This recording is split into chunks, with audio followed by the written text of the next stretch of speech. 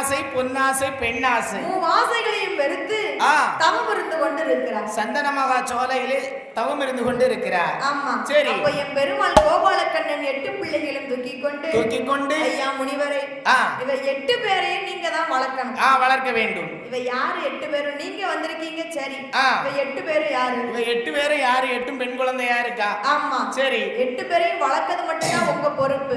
வளர்ப்பத நான் பெறவ சொல்லுவேன். சரி. என்று என் பெருமாள் கோபாலக்கண்ணன் சொன்னபோது ஆமா, சந்தன மகாமுனிவர் 8 பிள்ளைகளையும் எப்படி வளர்த்து வருகிறார்? எப்படி வளர்த்து வருகிறார்? அங்க பால் ஊட்டி நீராட்டி பவுசுடனே வளர்த்து வாரார்.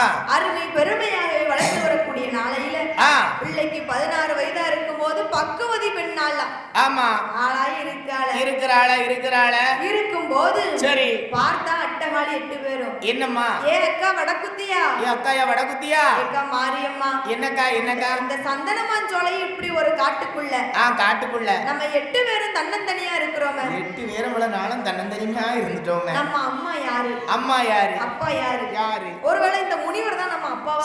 அவர் இருக்காது முனிவரா இருக்காது. நம்ம அம்மா அப்பா இருக்காதோ? ஆமா. வரட்டும்டி அந்த முனிவர் இன்னைக்கு கேட்டுருவோம். அம்மா யாரு அப்பா யாருன்னு கேட்டே தெரியும். சரி என்று அந்த முனிவர் வருகிற போது அட்டகாளி 8 பேரும் கேட்கிறாள். ஆமா.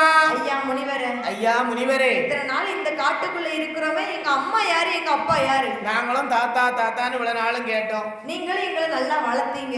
பேத்தின்னு நீங்களும் வளர்த்தீங்க. ஆமா. எங்க அம்மா யாரு அப்பா யாருன்னு 8 பேரும் கேட்கிறா. ஆமா.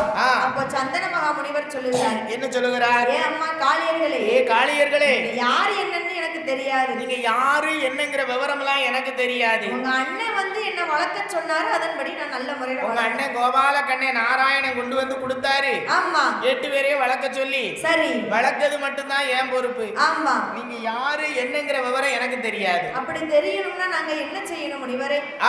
ஆண்டவனை நோக்கி நீங்க தவம் இருந்தீங்கன்னு சொன்னா சரி உங்களோட அம்மா யாரு அப்பா யாருன்னு தெரியும். ஆண்டவனை நோக்கி தவம் இருக்கணும்னா எப்படி தவம் இருக்கணும் என்று அட்டகாளி 8 பேரும் கேட்டபோது சந்தன மகா முனிவர் சொல்லுகிறார். ஏன் அம்மா காளியர்களே, ஆண்டவரை நோக்கி தவம் இருக்கணும்னு சொன்னா ஆண்டவரை நீங்க இங்க வர வைக்கணும்.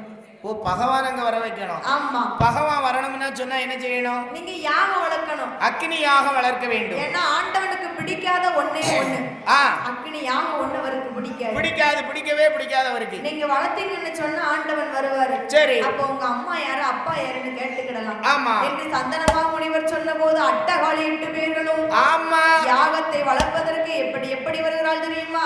எப்படி வளர்க்கிறாள்? அங்க சாந்து கொண்டு தரை கழுகி சந்தனத்தால் கோலம் விட்டாய். மாவு கொண்டு தரை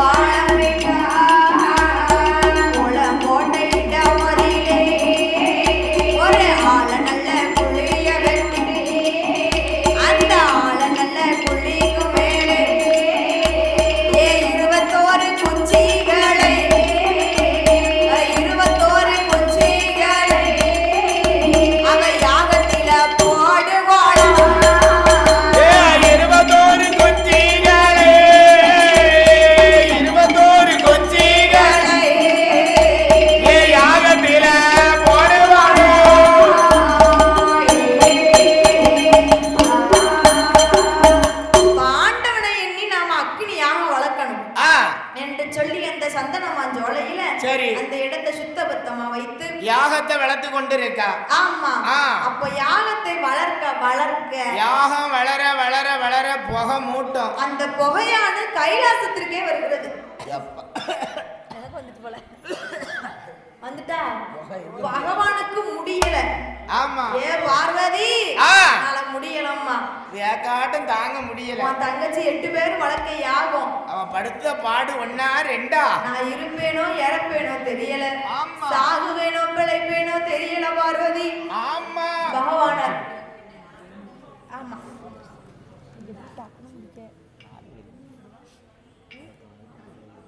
இப்போ அப்படி சொல்லிடுறேன்.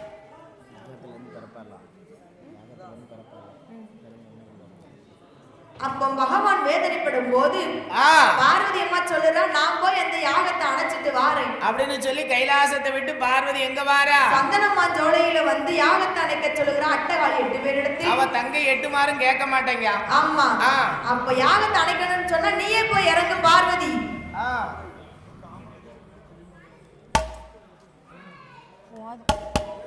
என்ன பட்டு முடி சொல்லுங்க முடிச்சுக்கிடுது.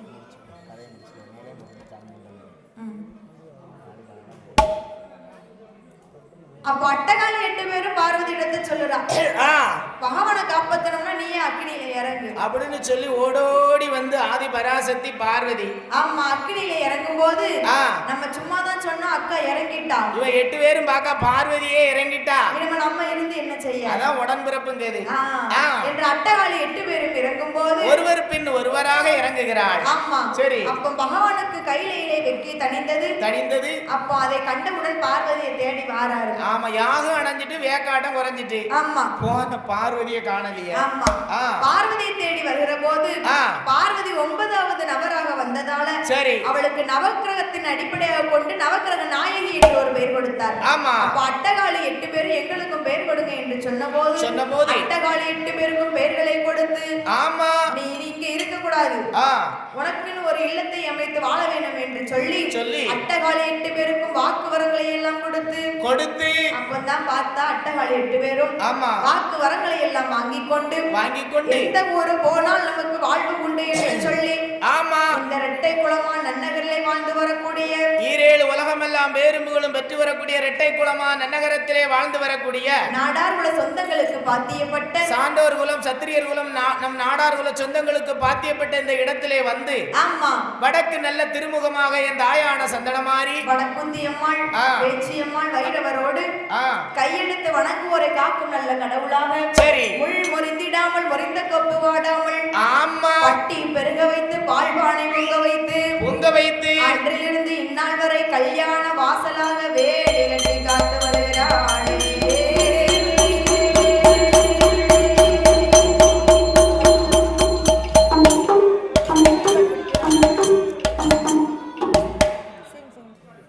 சீரும் சிங்கமே செல்வி நாடார் தங்கமே, சீரும் சிங்கமே செல்வி நாடார் தங்கமே, காண கண் கோடி வேண்டும் ஐயா புகழை எழுதையா.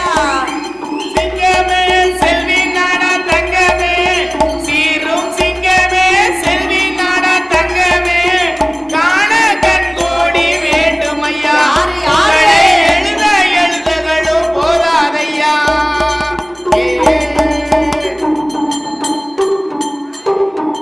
மேடையிலே நீ தோன்றி நிற்கின்ற பேரழகை